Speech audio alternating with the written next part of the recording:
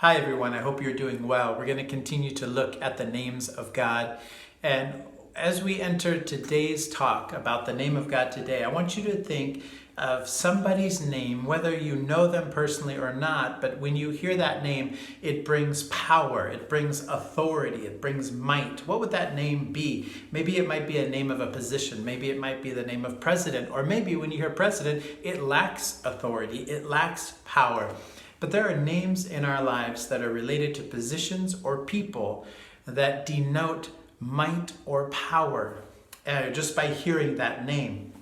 One of the images that comes to my mind is in, let's say, a typical family of a husband, a wife, and a couple of kids. And in this family, if you've heard of stories or illustrations where the mom and the kids are home, but dad is not there at the time, and the kids are not listening or they're doing something, and the mom would say something like, "Wait until your father gets home," or "I'm going to tell your dad." And as soon as they hear that, the children would stop out of respect, out of honor, maybe out of fear. But that image of that name, dad or father, can carry weight to it because there's a feeling of might or power or authority.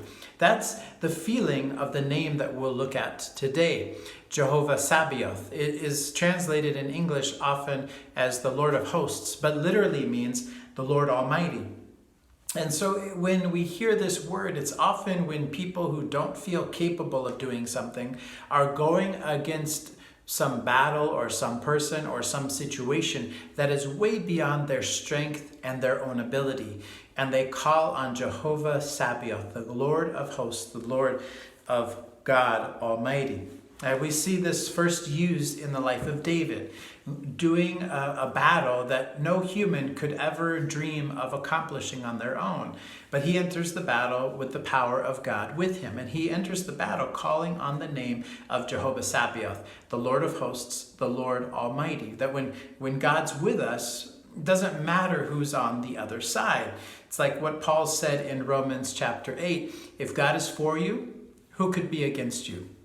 The feeling is that if God is on your side, no matter what's on the other side, it could be the most powerful thing or person in the world, you've got God. And because you've got God who is full of might. He is almighty. He is the Lord of hosts. He is the Lord over every created thing, every spiritual thing. He is Jehovah Sabaoth, the Lord of hosts, God Almighty.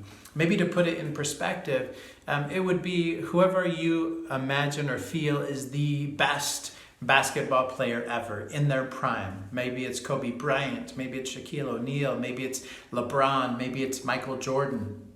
And you're in that basketball game. The team that you're playing against is much better than you. They're the best team in the league, and your team is the worst in the league. But then, as you're about ready to start, Michael Jordan in his prime walks into the gym. He walks up to you and he says, "Steve, I want to join your team for today." And the feeling that you would have going into that game, knowing that Michael Jordan is on your team, it doesn't matter who's on the other side. You know you have won that game. That feeling is the feeling of knowing God as Jehovah Sabaoth, the Lord of Hosts, the Lord Almighty. And we see this first used in 1 Samuel 17 when David goes against Goliath, a huge, monstrous man. He was bigger than any human being at that time. He was powerful. He was strong. He had weapons with him. Nobody was brave enough to go against him. He was the biggest challenge that Israel could face at that time.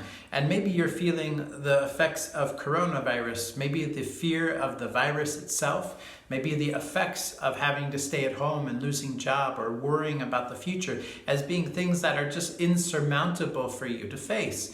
It's the same type of context when David uses this name. As he goes against Goliath, that nobody was brave enough to go against. And remember, when David comes to bring food to his brothers at the battle lines, they're old enough to be in the army. He's not. He's probably a teenager.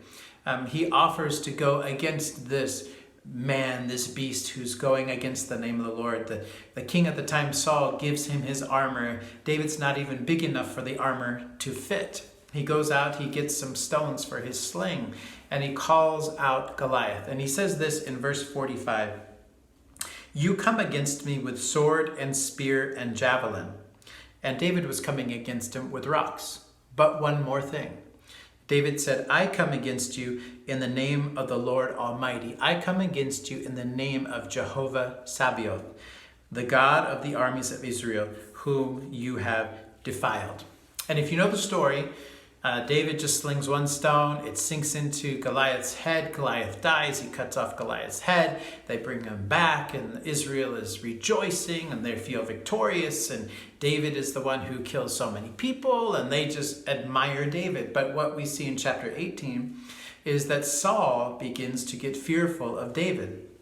Saul begins to get fearful, I believe, not just because of maybe prophecies about David's future, about maybe David's success in battle, but because of David's relationship with God. You see, Saul never called on God as Jehovah Sabaoth. Saul never called on God as God Almighty. There was something about the relationship that David had with God, that when David would go into battles, would go into a fight against Goliath, would go into taking a city, he would often say, "We're coming in the name of Jehovah Sabaoth. We're coming in the name of the Lord of hosts. We're coming in the name of the Lord Almighty." There was something about that relationship that when David went on the court, he knew Michael Jordan was with him. He knew victory was assured because God was with him.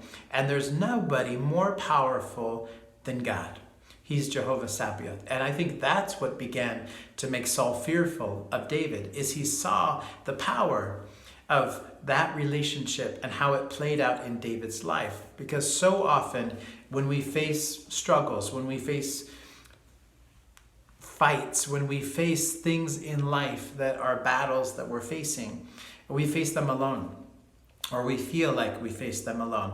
And we forget that if we are children of God, God is still Jehovah Sabaoth. He is still Lord Almighty. He's still Lord of the hosts, all the heavenly and created and spiritual beings. That's the God who you face life with. That's why Paul said, if God is for us, who could be against us? During this time of coronavirus, as we face this pandemic and the impact it has on the world and our lives individually, we face it with Jehovah Sabaoth. We face it with the Lord of hosts, with the Lord Almighty.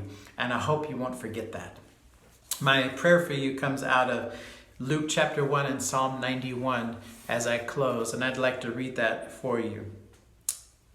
Luke chapter 1 verse 37 says this, "For with God nothing is impossible." And Psalm 91 says this, God is speaking, and he says, "I am the Alpha, the Omega, the beginning and the end, who is, who was, and who is to come.